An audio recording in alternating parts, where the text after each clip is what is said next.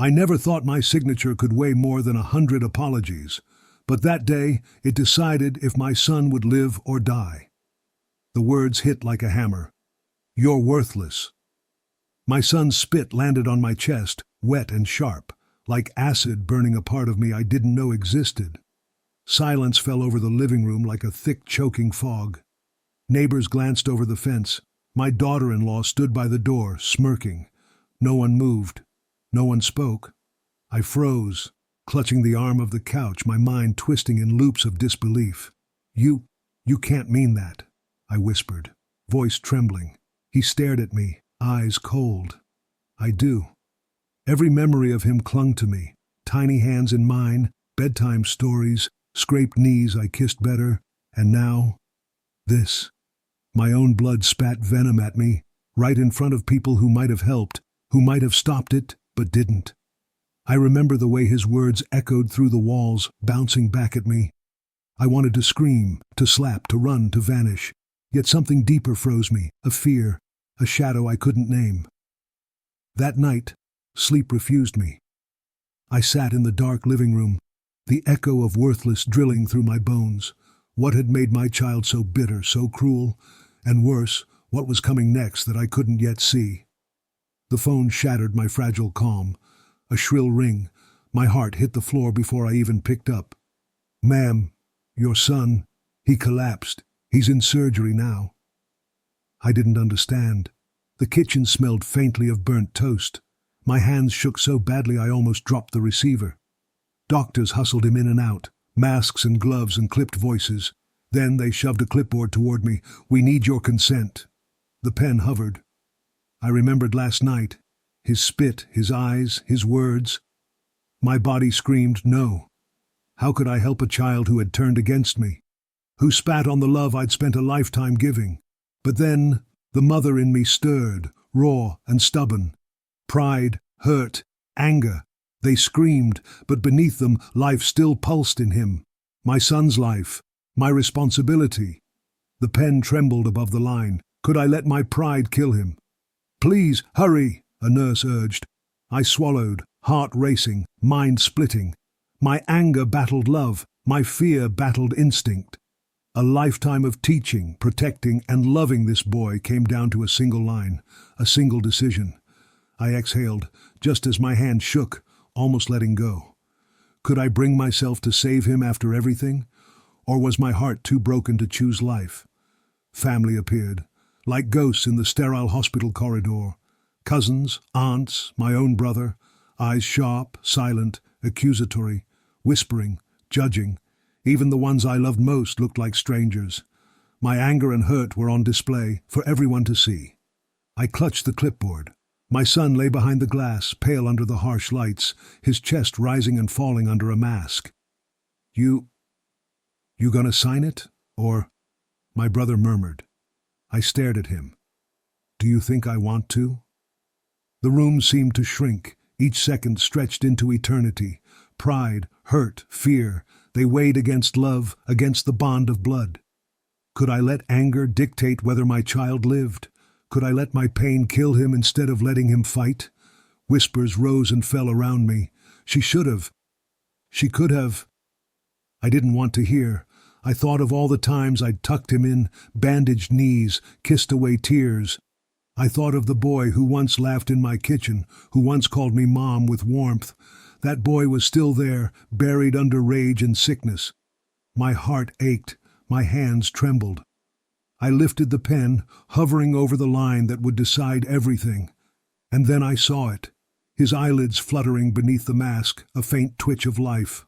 Alive, fragile. Could I do what needed to be done in time? I sat in the waiting room, hands clenched around my purse.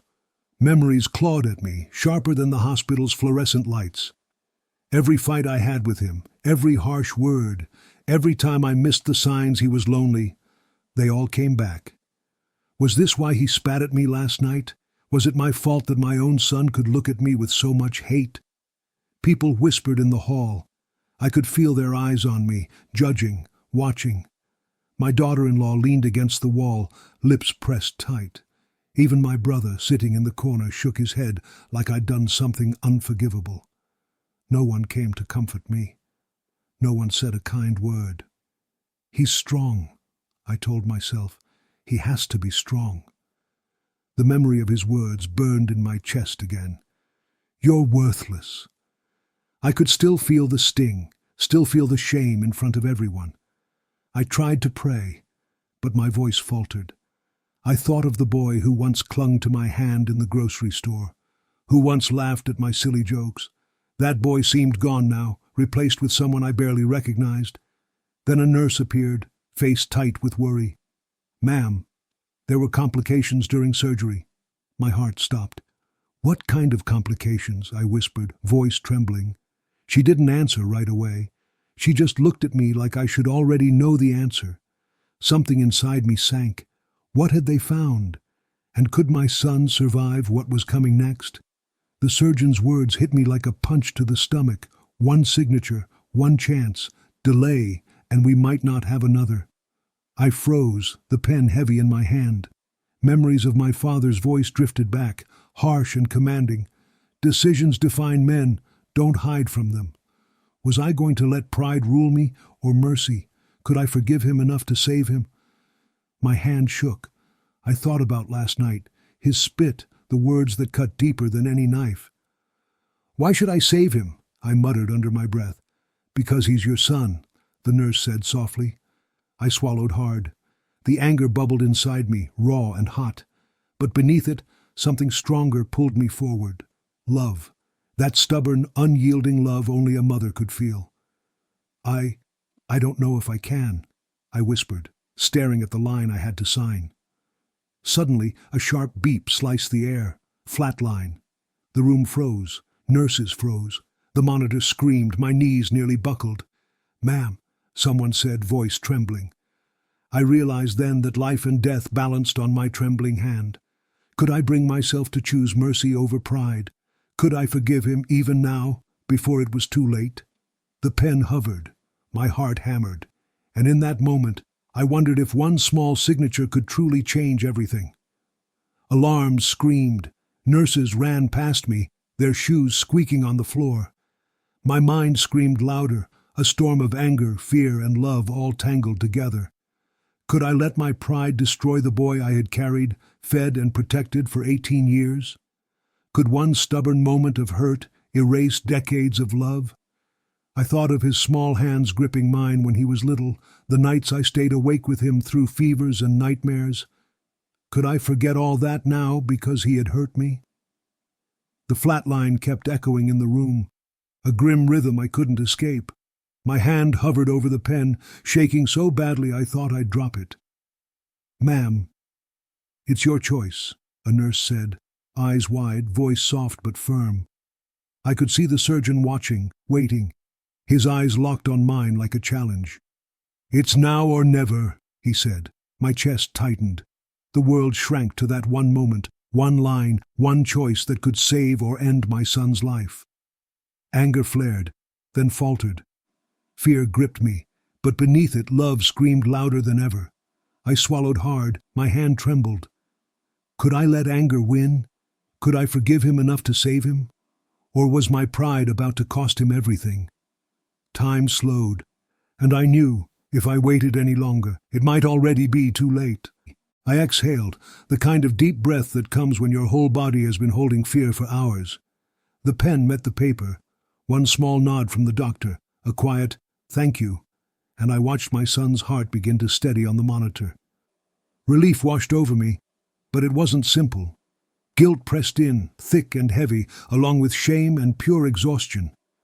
I had saved him, yes, but at what cost? I sank into the chair, trying to breathe normally. The room was silent except for the steady beeping of machines and the hushed whispers of nurses.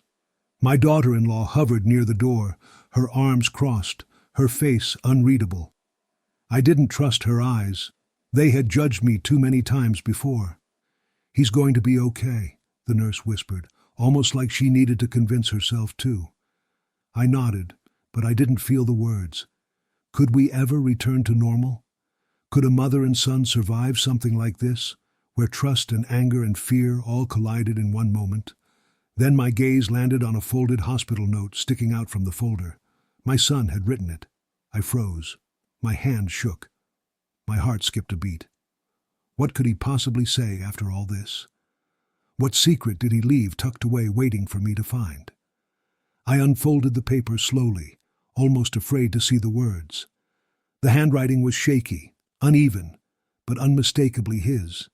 It read, "I hate you, and I love you. I don't want to die." I felt my chest tighten. His words cut deeper than any anger he had ever thrown at me. He knew the stakes. He knew that in that moment, I had the power to keep him alive, or not. And yet beneath it all, there was fear. He still feared me. Tears ran down my cheeks, unbidden, hot and sharp. I wanted to cradle him, to tell him it was okay, to erase the memory of his cruelty and fear. But I also wanted to scream at him for making me bear that terrible choice. His words weren't just about survival, they were about us. Our bond, fractured by years of misunderstandings, pride, and unspoken hurt. I realized then that saving his life had not fixed the deeper wounds. It had only revealed them. Could we ever repair what had been broken? Could we ever trust each other again? And if we tried, what would it cost us, emotionally, painfully, forever? The note trembled in my hands. I could feel the weight of what came next, pressing down on both of us. Days passed slowly. My son's body recovered, but the emotional scars festered like open wounds. Each morning I watched him eat breakfast quietly, carefully, as though even speaking could reopen something fragile and dangerous.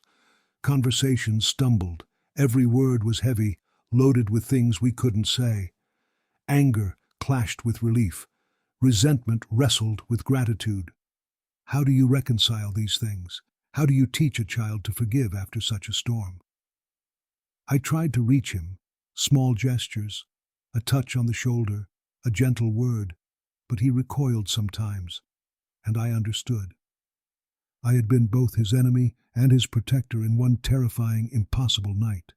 Evenings were worse. The quiet of our small home pressed down on me. I could feel him watching me across the living room, tension hanging between us like a storm cloud waiting to break. Late one night, I caught him staring at me, eyes wide and full of questions I didn't know how to answer. He didn't speak, but I could feel the weight of his thoughts pressing on me. What did he want from me now? Could we face the truth of what happened, or were we destined to tiptoe around the fragile remnants of our bond, always afraid of the next storm? The silence between us was louder than any scream, and I knew the real test of us was just beginning. I approached him slowly, careful not to scare him or push too hard. My hands trembled in my lap as I tried to find the right words. Why did you say it?"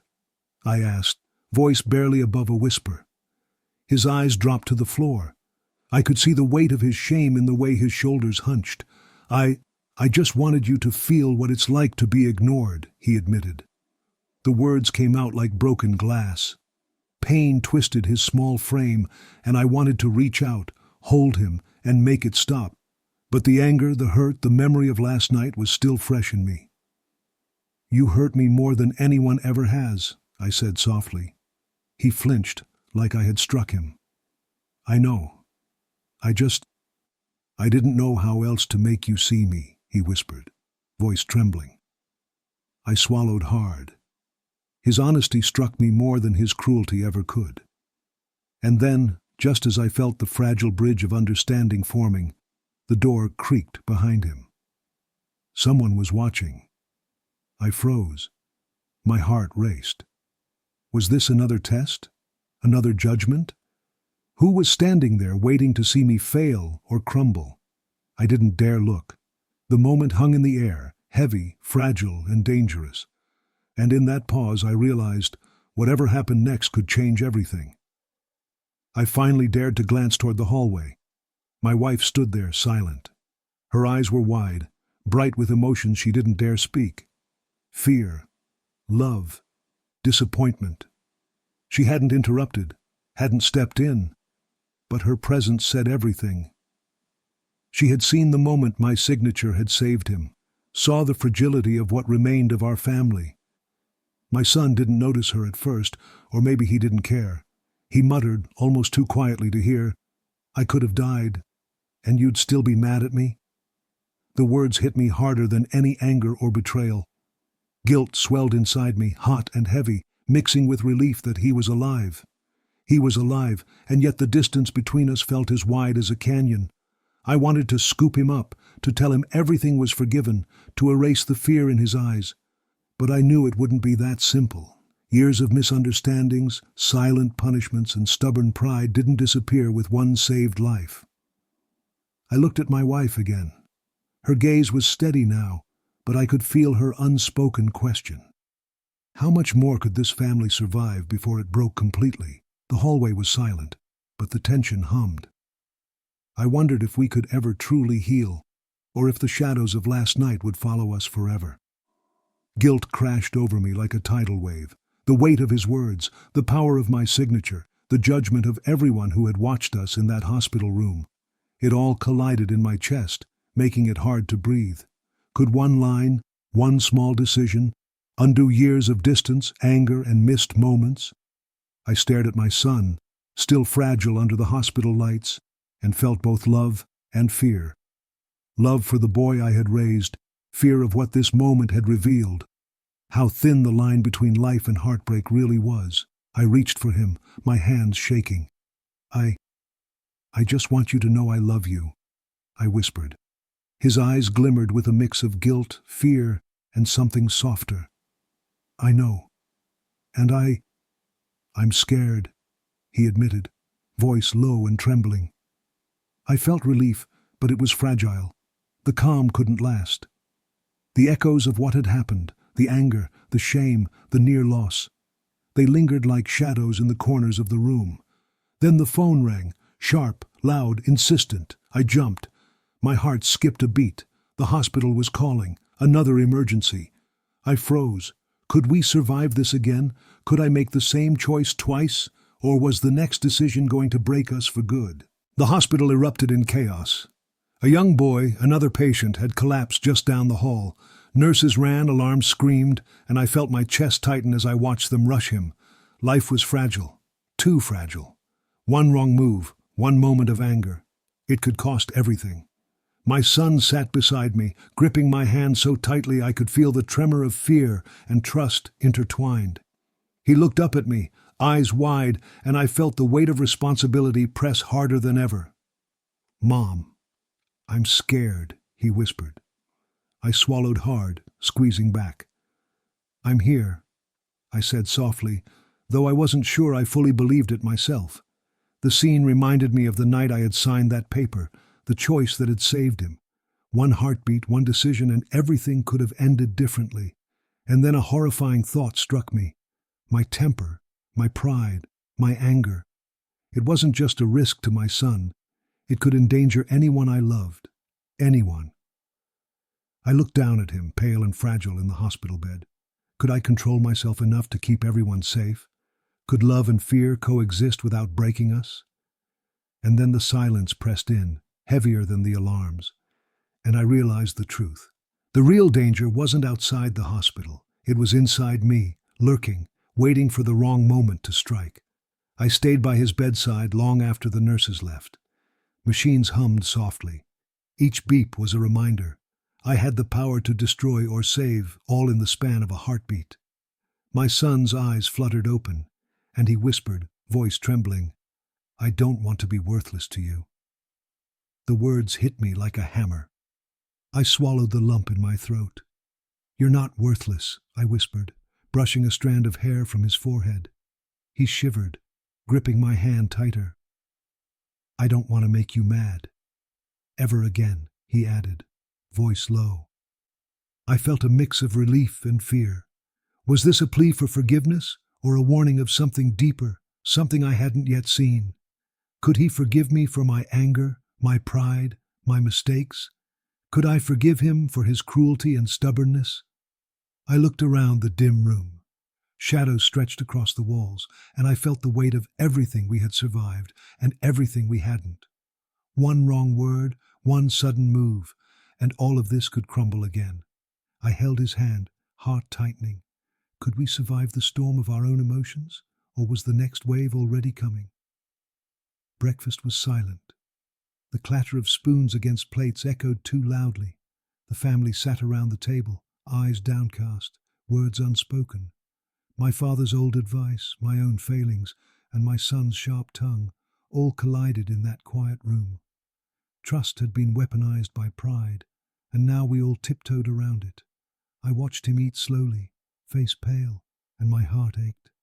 "Do you remember when we used to laugh at pancakes?" I asked softly, trying to bridge the gap. He looked up, eyes wary. "I remember," he said quietly, almost too quiet. I swallowed. How do you heal when every word could cut deeper than the last fight? How do you reach out when history keeps slapping your hand away? The door creaked, startling all of us. A social worker stepped in, holding forms. "Good morning," she said gently, smiling, but her presence brought tension like a storm cloud. I froze. What did this mean? More tests? More decisions? More reminders that the fragility of life and love was never far from our door? I looked at my son, wondering if we could face what was coming together, or if this visit would fracture us further. I sat at the kitchen table, staring at the forms the social worker had left. My hands shook, and not just from exhaustion. These papers detailed things I hadn't expected: medical errors, insurance disputes, possible long-term complications for my son. Each line felt like a trap, a reminder that his survival wasn't only in my hands. It depended on a fragile system, full of mistakes and missteps. I read and reread the words, my chest tightening. Hospitals weren't just places of healing. They were mazes of rules, mistakes, and cold procedures, and I had to navigate it all for him. I thought of last week, the chaos, the flatline, the fear I had carried like a stone in my chest. My signature had saved him, but so much still hung in the balance. He stirred beside me, small hands reaching out. "You'll always decide for me, won't you?" he whispered. The words were simple, but heavy. My stomach twisted.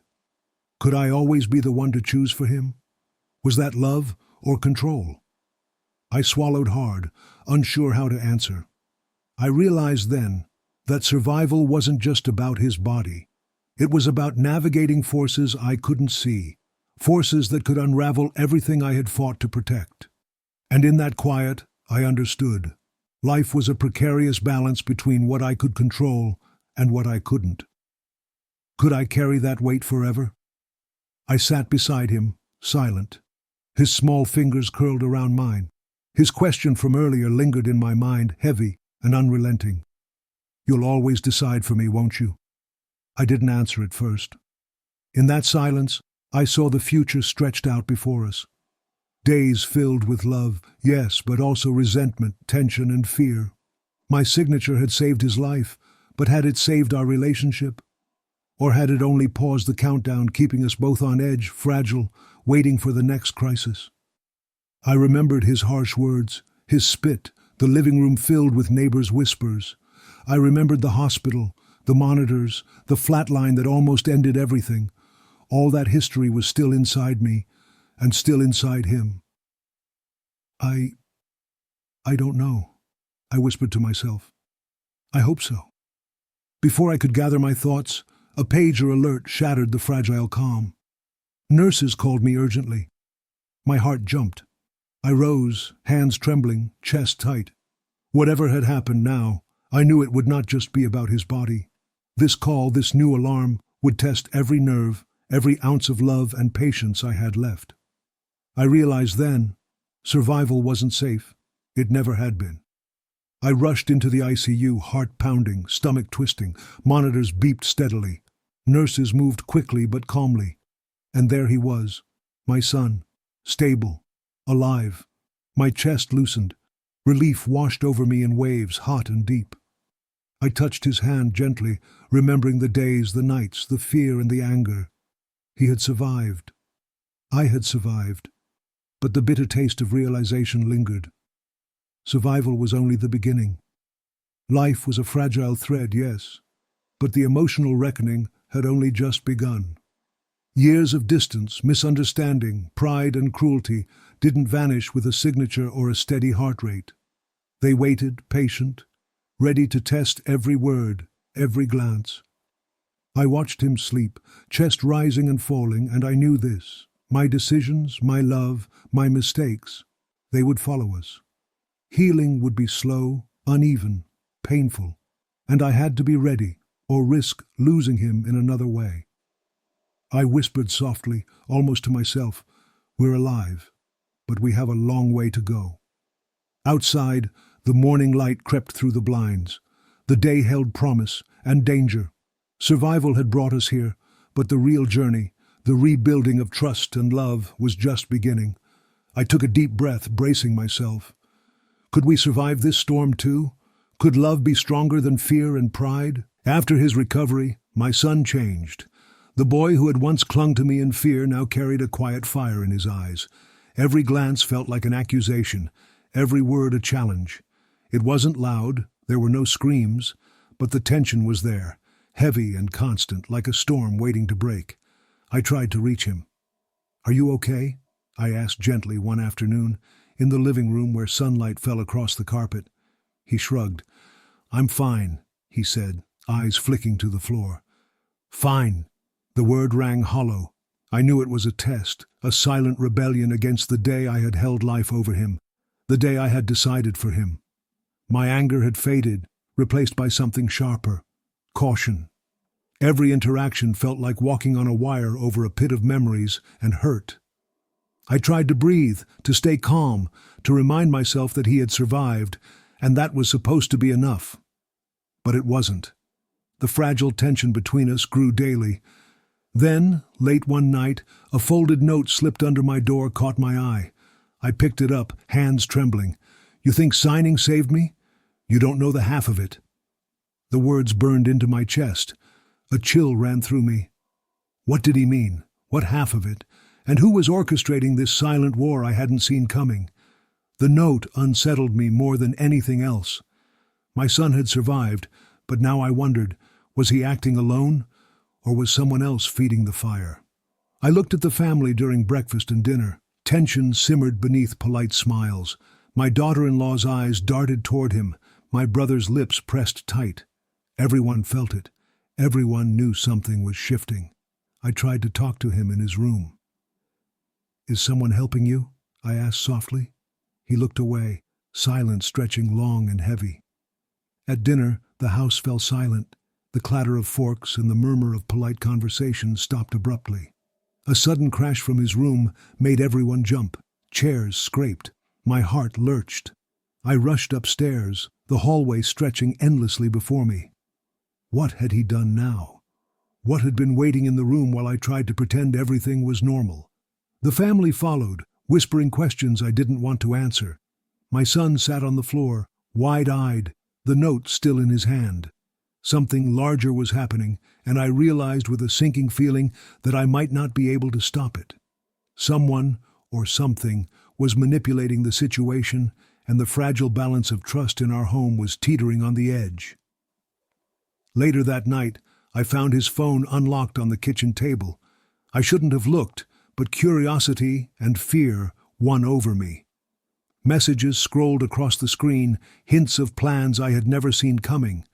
Plans that involved exposing my every flaw, my every harsh word to friends, teachers, even strangers online. I felt my chest tighten. My son had survived death, yes. But he had started a new kind of war, one I hadn't prepared for. I read further. Each line made my stomach sink. There were allies I hadn't suspected, names I didn't recognize. He wasn't just venting. He was strategizing, orchestrating, testing boundaries, and documenting everything for some unknown purpose. I put the phone down, hands shaking. Could I stop him? Could I repair what was already fractured? Or had I missed the point entirely? Then the most terrifying thought hit me. What if he had already started? What if my private words, my private actions had already been shared? The night felt heavier than any day in the hospital.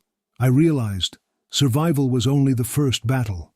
The real fight, the one for trust, love, and respect had already begun, and I wasn't sure I knew the rules. I sank into a chair, heart hammering. Could a mother survive the war her child was waging in secret? My wife tried to mediate, but I could see it in her eyes. Fear, confusion, and loyalty stretched thin. She loved both of us, but who should she side with? The son she had raised, or the mother she had seen fight to protect him? She moved carefully between us, trying to ease tension, but every glance, every sigh carried weight. The house felt smaller, the air heavier. Every word my son spoke sounded like a test. Every sentence I said was measured. Everyone's eyes seemed to be watching, waiting for the next misstep, the next crack in our fragile family. My heart thumped constantly, knowing one wrong word could set off another explosion. I wanted to grab him, shake some sense into him, but I stopped. Could I risk pushing him further into defiance? Could my own anger be weaponized against the one person I loved most? That night, I checked the home security footage for peace of mind, for reassurance. And it wasn't there, missing. Every camera, every recording, gone or tampered with. My chest tightened. Was someone watching us? Or had my son started a plan I didn't yet understand? Fear coiled inside me like a snake. The war I thought was private was spilling into shadows I couldn't see, and I realized we were no longer just a family in tension. We were pawns in something larger. The next morning, a friend called me, voice trembling. I saw something online, she said. It's about you and your son. A video. My stomach dropped.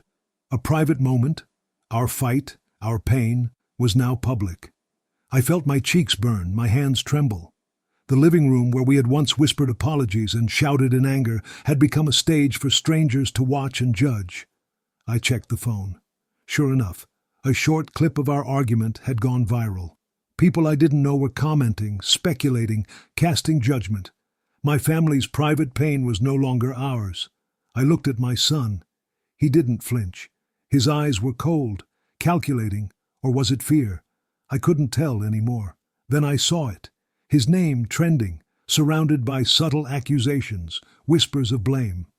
A storm had begun, fueled by one moment of anger, one act of exposure, one secret now public. I wondered, had he orchestrated this, or had someone else? Could we survive this humiliation together, or were we already falling apart in front of the world? The answer seemed to hover in the screen's glow, heavy and accusing.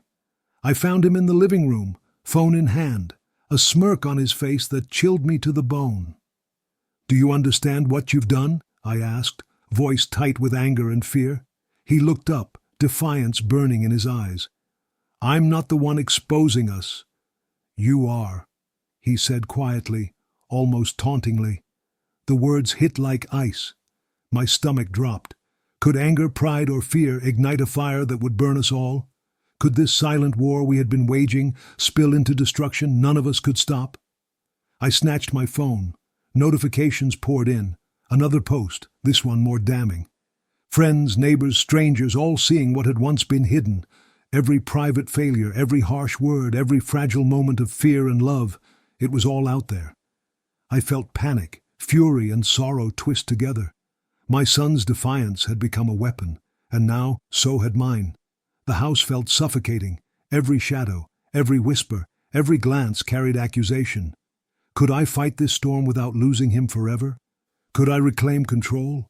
Or had the battle already been won without my knowing? I sank into the couch, heart racing. The war wasn't over, not by a long shot. I felt it everywhere. School administrators called with questions I didn't want to answer. Neighbors whispered behind closed doors, eyes sharp with judgment. Even in the grocery store, someone would glance at me, shake their head, or whisper just loud enough for me to hear. My son sat across from me, expression calm, but I could see the spark of mischief, the hint of a plan I couldn't yet understand. I tried to keep my voice steady at home. "Don't let it get to you," I said, but even I could hear the tremor in my own words. He didn't answer, he just looked at me, and for a moment I saw a glimmer of understanding. Or was it calculation? At church, people nodded politely, but the judgment lingered in their eyes. Even old friends seemed hesitant, unsure how to speak to a mother whose private life was now public gossip. I wanted to scream, to lock the doors, to protect him, to protect myself. But I couldn't. The weight of reputation, of rumors, of other people's opinions pressed down on me, and my son. He seemed to thrive in the tension, or at least to enjoy having me on edge. Something bigger was coming. I could feel it. Plans I couldn't see, moves I couldn't anticipate. I watched him, heart tight. What was he plotting? And could I stop it before it consumed everything we had left? That night I went through phone logs, emails, and messages again. My hands shook as I pieced together a picture that made my head spin. Someone had been orchestrating the leaks, making me look abusive, making my son look like a victim. But the betrayal wasn't just him. There were others involved, people I trusted, people close to our family. I frowned at the screen. Who? Why? Then late at night, a mysterious email appeared in my inbox. Subject line, "Proof you should see." I hesitated, then clicked. Screenshots of private conversations, messages I had never meant anyone else to see, were laid bare. My chest tightened. Every word I had written, every frustrated reply, every worried text, it was all turned against me. I realized the web was bigger than I imagined. This wasn't a simple act of teenage rebellion. This was a coordinated plan. I leaned back, staring at the ceiling. How deep did this go? Who could I trust? And then the thought that chilled me most. Had my son been planning this all along, or was he just a pawn in someone else's game? I couldn't ignore it. I had to find out, or we'd all be destroyed. I hired a private investigator, discreetly, quietly. Someone who wouldn't scare my son or alert the neighbors. Someone who could dig without drawing attention. He began to trace emails, phone records, social media posts. Every friend, every family member, every digital footprint was scrutinized. Suspicion hung over the house like a storm cloud, heavy and gray. I could feel it pressing down on me, on him, on the life we were trying to salvage. The investigator called daily, giving careful updates. "Nothing yet," he said, voice low, "but we're getting closer." I paced the living room, phone pressed to my ear, heart hammering. Could I survive what we were about to uncover? Could my son? Could we survive each other? Then, one afternoon, the call came that made my blood run cold. "You're not going to like what I found," he said. I froze. The world seemed to stop for a heartbeat. Secrets I hadn't imagined were about to be revealed, truths that would shake everything. I looked at my son. He smiled, small and knowing, and I realized he had no idea what was coming. And I wondered, could we survive the truth when it finally landed in our laps? I never expected the trail to lead outside my own home. One of my son's online friends had orchestrated much of the exposure. Someone he had laughed with, someone he trusted, was turning our private lives into a public spectacle. My chest tightened as I scrolled through messages, realizing how deep the manipulation went. Jealousy, revenge, and petty grudges all wrapped together into a web that targeted me, my son, and our family's fragile peace. I sat at the kitchen table, shaking, hands wrapped around a mug of cold coffee. The betrayal stung, not just my son's, but this unseen friend's. Could my son have known it would go this far? Did he want it to? Later that night, I watched him in the living room, his eyes bright with that defiance I had learned to fear. Suddenly, his quiet rebellion seemed less like teenage anger and more like a piece of someone else's plan. "Why would you let this happen?" I asked softly, trying to sound calm though my voice broke. He didn't answer, only looked at me with that unreadable expression. Something larger was at play. I felt a knot in my stomach, a fear that we were pawns in a game I didn't understand yet. And then I realized what I thought was defiance might be strategy. My son might be playing along, or worse, leading. I couldn't sit quietly anymore. I found him in the living room, tablet in hand. "Did you know?" I asked, voice trembling. He hesitated. "Some of it. Yes, but you need to see everything," he said. He handed me the tablet, and I froze. Messages, hidden recordings, manipulated posts, all pointing to me as the villain, all carefully crafted to ruin my reputation. I scrolled through screenshots, my hands shaking. Friends, neighbors, even strangers, all had been drawn into this narrative.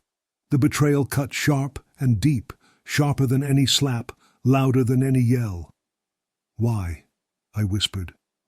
"Why would you, or them, do this?" He looked at me, serious. "You need to understand the game, Mom. You're not just a target, you're part of it." I leaned back, heart hammering. Then one message made my stomach drop. "Tomorrow everyone will know the truth, unless you act first." A cold wave swept over me. The clock was ticking. Someone wanted us to react, to make a mistake, to fall into their trap. Could I fight this without losing him, without losing myself? The web had eyes everywhere, and I could feel the danger creeping closer. The next day, the fallout began. Rumors spread faster than wildfire. Friends whispered behind closed doors, neighbors stared with judgment, and colleagues kept a distance I hadn't known existed. Our private wounds, my son's defiance, our arguments, my mistakes, had become public fodder. At the grocery store, a woman whispered to her friend as I passed. At church, people avoided eye contact, murmuring quietly. Each glance, each comment, felt like a blow to my chest. I tried to protect my son, to shield him, but the world was already watching. Even I felt the pressure, the need to explain, to justify, to defend against shadows I couldn't see. Then the phone rang. The reporter's voice was smooth, professional, and chilling. "We have an exclusive on your family story. You might want to talk before it's online." I sank into the couch, heart pounding. Every choice, every secret, every mistake was now ammunition. I had survived threats before, but this was different. Could we survive the exposure? Could we protect each other when the world itself was a weapon? Cliffhanger. The story was about to go public, and I realized we were in for the fight of our lives. The world turned against us faster than I could breathe. News outlets called, reporters lingered outside our house, cameras flashing through the blinds. My son's words, innocent in context, were twisted into headlines. Mother denies son's cries. Family feud explodes online. Every phrase was a blade cutting deeper into my heart. At the grocery store, neighbors whispered. At church, friends averted their eyes. Even the cashier stared a little too long. I could feel the weight of judgment pressing down from every angle. I tried to speak to the media. "Please, you don't understand." But every statement was edited, every pause manipulated. I was powerless. My son sat on the couch, calm, almost amused. "You wanted to protect me. Now you'll have to protect the truth," he said. I froze. His words were soft, but they carried a sharp edge. I had saved his life once with a signature, but now I had to protect him from something bigger, a storm we couldn't control. Could I keep him safe while the world spun out of control? Could I protect the truth when everyone else wanted their version? Cliffhanger. The calm in his gaze unnerved me. He was no longer just my son. He was a strategist in this chaos. The investigation dug deeper. We discovered something horrifying. Someone close had used our chaos to their advantage. Financial gains, social leverage, opportunities we had never suspected. It wasn't just mischief or teenage rebellion anymore. It was exploitation. My wife's hands shook as she handed me the documents. "I think we've been played," she whispered. The betrayal stung in layers. Family, friends, even those I thought loyal were tangled in the scheme. My mind raced.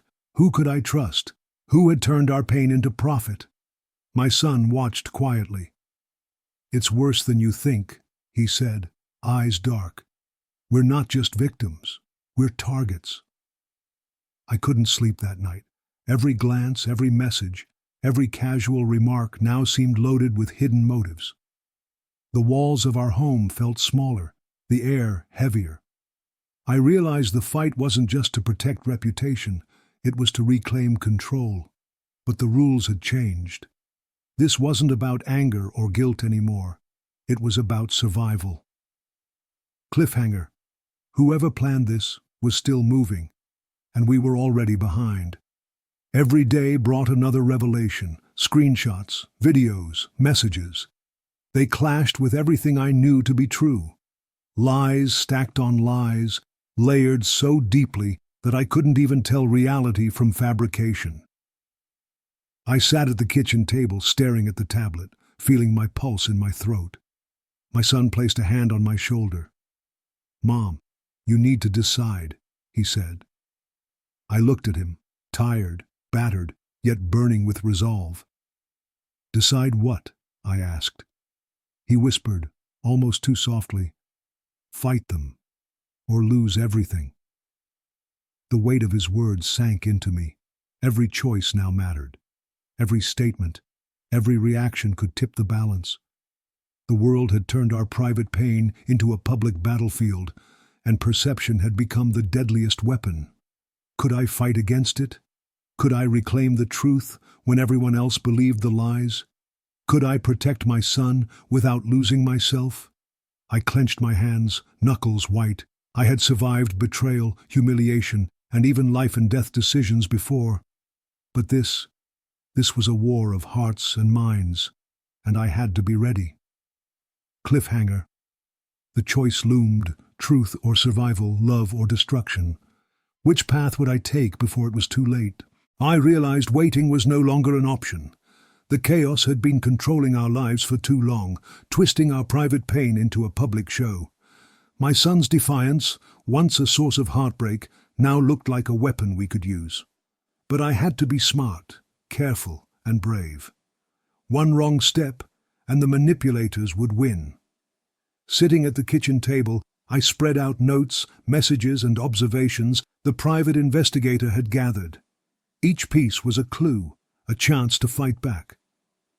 My son watched quietly, his eyes sharp, reading my every move. "We can turn this around," I said softly, "but we have to act." He nodded, that mix of fear and strategy I had seen before. "I'm with you," he said. For the first time I felt a surge of control. My anger and guilt could fuel a plan instead of destroying me. I knew exactly what needed to happen: stop the leaks, uncover the manipulators, and protect our story. Then the investigator called with news that made my heart race. There was a meeting scheduled for tomorrow. Someone was planning to sell our story, to expose us for profit. Cliffhanger. Could we stop it before the world saw our private lives exploited? And who else was involved in this betrayal? The house was quiet, but tension hummed in the air. I went through every message, every call, every suspicious detail. Hours felt like minutes. The planned exposure would happen soon, and if I didn't act carefully, the narrative would slip from my hands entirely. I reviewed the investigator's notes again. Patterns emerged: timing, participants, motives. I could feel the manipulators watching, waiting for me to falter. My son came into the room leaning against the doorframe. "Mom, are you ready?" he asked, voice steady. "For what?" I said. "To fight for us, or will you fold?" His words hit harder than any slap, harder than any insult. It was a test, a challenge, a plea all at once. I swallowed hard. Every mistake, every misstep, every betrayal flashed in my mind. But I could not falter now. My son's life, our story, our dignity. It all depended on me standing strong. I nodded finally. "We fight," I said, voice firm. "Together."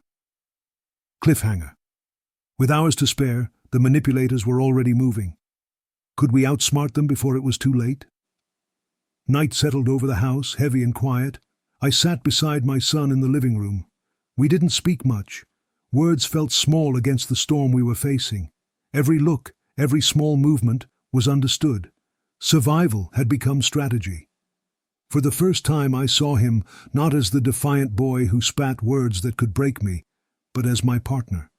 His eyes were clear, alert, and determined. "Tomorrow they think they'll control us," he said softly. I held his hand. "They won't," I whispered. Together we reviewed the plan. Calls to trusted allies, verification of leaks, and preparation for confrontation. Every move was calculated. For the first time in days, I felt power instead of panic. Tomorrow, the world would see everything: the lies, the manipulations, the truth that had been buried under chaos. Retaliation had escalated to the public eye, investigations were underway, and we were ready to face it. I exhaled, letting a tiny spark of hope through the fear. This was the turning point. Cliffhanger. Dawn would bring exposure, confrontation, and the ultimate test of trust and courage. Would we survive the storm together, or would the chaos finally consume us? I never thought a hospital could feel so heavy, so charged with tension.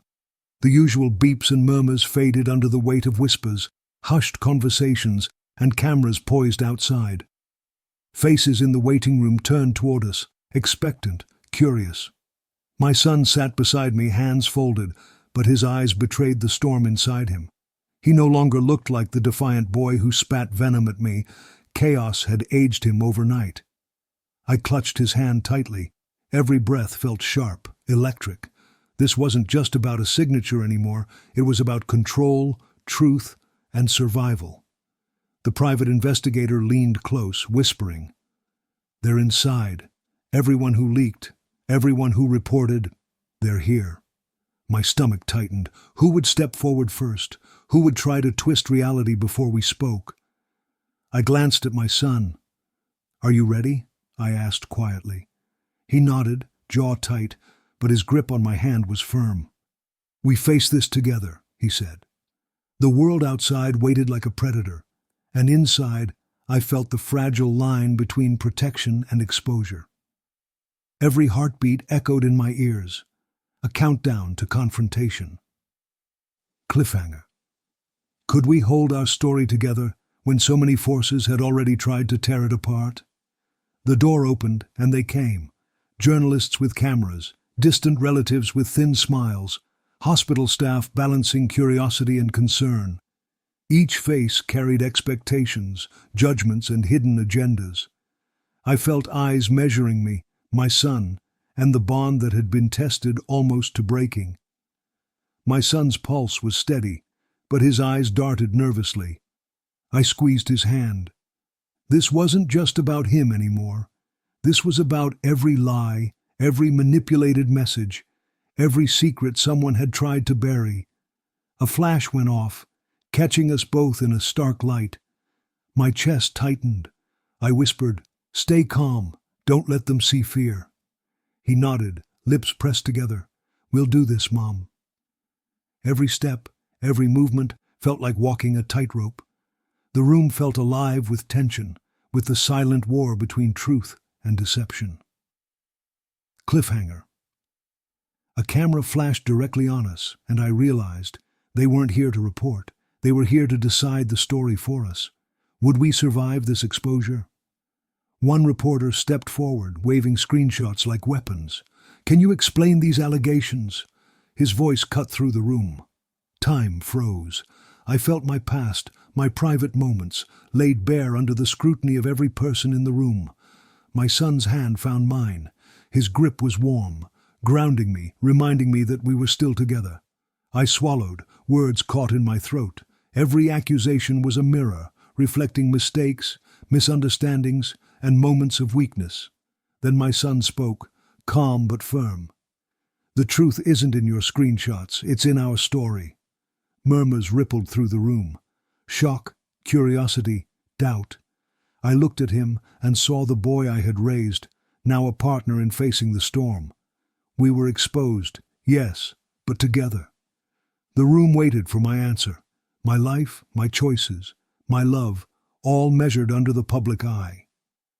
Cliffhanger. Could we finally tell our story before they twisted it beyond recognition? And would the world believe what we had lived, what we had fought to survive? I took a deep breath. The room was tense, everyone watching, waiting. Cameras, notepads, phones, all trained on us. My son's hand rested in mine, trembling slightly, and I could feel his pulse through my fingers. I knew it was time. I began recounting everything. Every fight we'd had, every harsh word, every moment of neglect and misunderstanding. I spoke of the hospital, The moment I held life and death over him with my signature, the fear in his eyes, the guilt that followed. I didn't sugarcoat it. Some people whispered, some looked away, some shook their heads. But slowly, the room changed. The whispers faded. The shock grew. People began to listen, not just see. A journalist murmured, almost under her breath, "Wait, this changes everything." I realized then that transparency could be our shield. Truth could be our weapon. I looked at my son. His eyes reflected a mixture of relief and apprehension. For the first time, we weren't hiding. We were facing them together. But I knew the danger wasn't over. Every eye in that room held judgment. Every word I spoke could be twisted. And outside, the world waited, hungry for scandal, blind to context. Cliffhanger.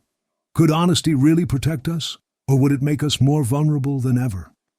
The private investigator stepped forward, files in hand. "These are the names," he said. I felt my stomach knot. Friends we had trusted, online manipulators, even a staff member who had leaked private information. Gasps filled the room. Some people whispered. Others just stared, frozen. The people behind the chaos were finally accountable. My son's grip on my hand tightened. "They thought they could control us," I whispered. "But we see them now." The journalist in front of us scribbled notes frantically. Cameras clicked. Evidence lay bare, and the room's tension shifted from curiosity to shock. I realized exposure could disarm the manipulators, but it wouldn't end here. There would be retaliation. My son's voice was quiet, almost a whisper. "It's not over. They want revenge." I swallowed hard. His words were both warning and truth. The battle had moved from whispers and shadows to daylight, but the danger had only grown sharper. Cliffhanger. Who would make the first move? And could we survive the next wave? We were cornered. Every glance, every word, every gesture could be misread. Cameras were pointed. Microphones hovered. Our private life had been dragged into the open, our bond examined and dissected. I looked at my son. He was no longer the defiant child from weeks ago. He was alert, calculating, but vulnerable. I realized the fight wasn't just against lies anymore. It was against fear, doubt, and the world's perception of us. "Mom," he said softly, pulling something from his pocket. "This next move defines us." He handed me a folded note. My hands shook as I opened it. Plans, strategies, potential traps. It was all there. The weight of responsibility pressed on me like never before. I glanced around the room. Every person watching held expectations, judgments, or hidden motives. Trust had become fragile, like glass in my hands. Could we rely on each other completely? Could I trust my own decisions in the face of so much scrutiny? My son waited, eyes steady, silent. I knew the moment had come. The next step would test everything we had endured. Every secret, every truth, every mistake. It all led here. Cliffhanger. Could our trust survive the next move, or would it shatter under the weight of the world's eyes? We requested a private moment with the main instigator. I felt my heart pounding, but I stood tall. My son was beside me, not defiant now, but steady, his hand brushing mine, a silent reminder we were united. The door opened. They stepped in, confidence radiating like armor. A smug smile curled across their face. They thought they had already won. I started slowly. "Do you know what you've done?" My voice was calm, steady, but filled with years of hurt and anger. "Every lie, every manipulation, every betrayal, it's all here," they scoffed lightly. "You can't prove everything," they said, glancing at my son as if to intimidate him. I held their gaze. "Watch me."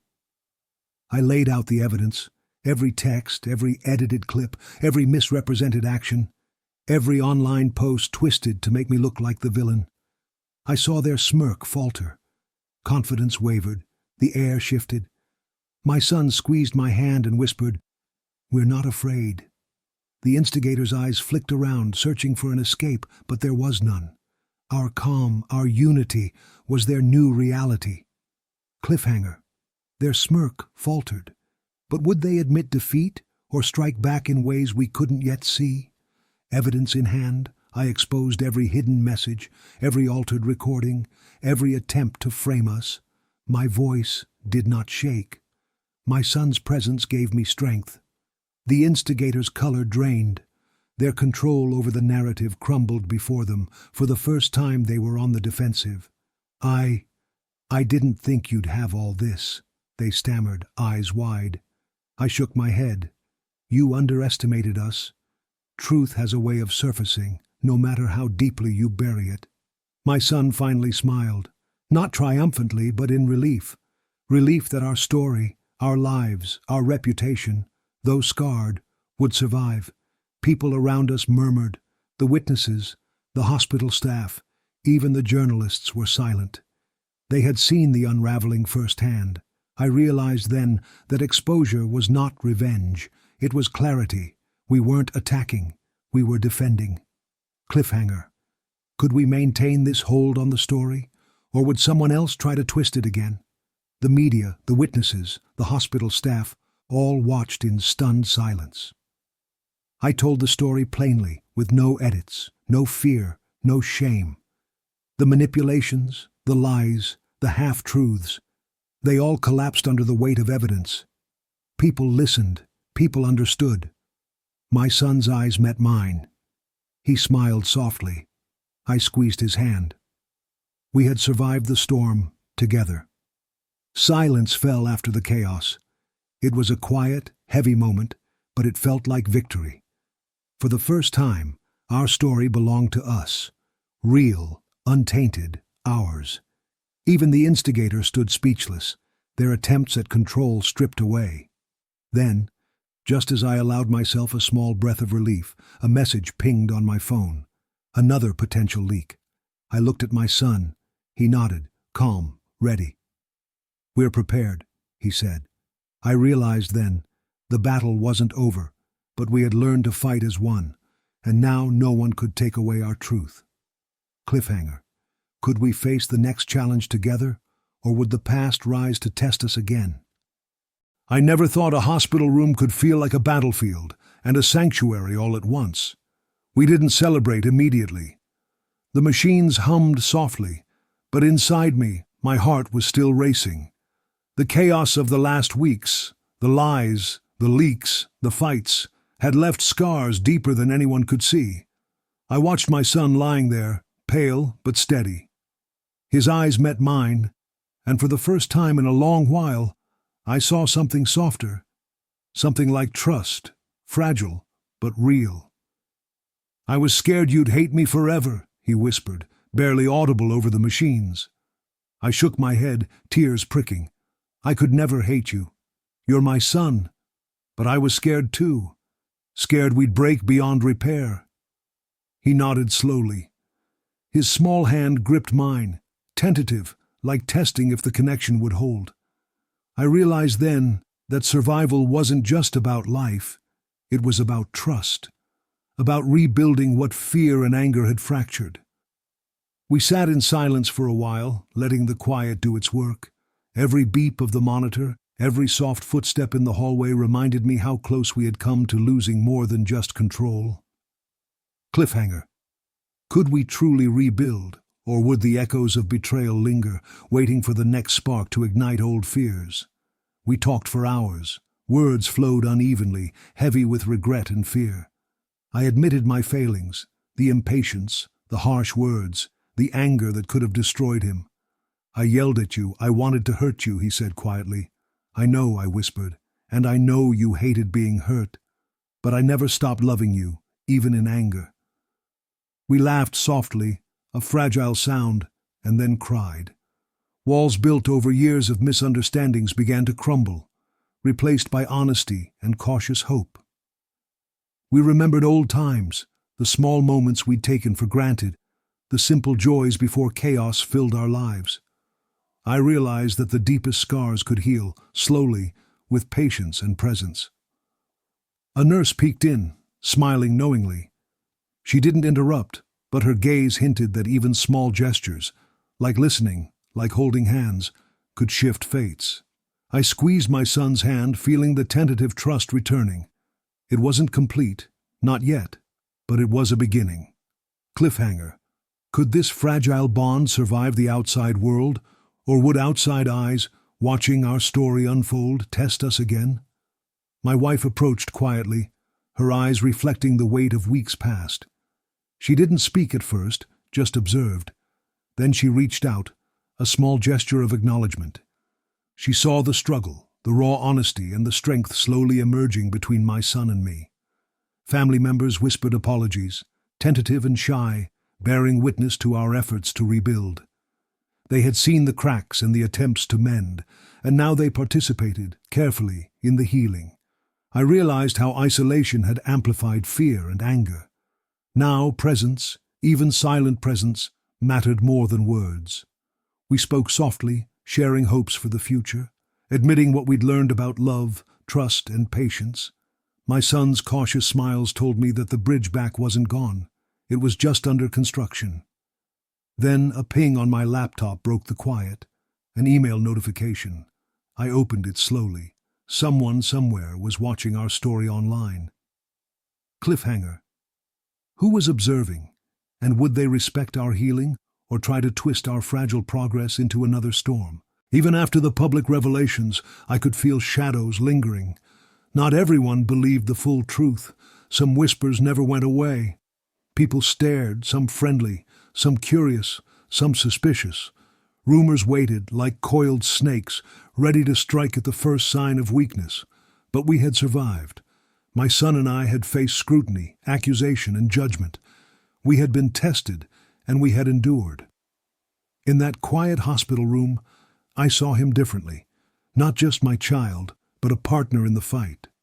He looked at me, hand gripping mine firmly. "Next time," he said, voice steady, "we fight together." I nodded. It was more than words. It was a promise, a vow that we wouldn't be alone in the storms life threw at us.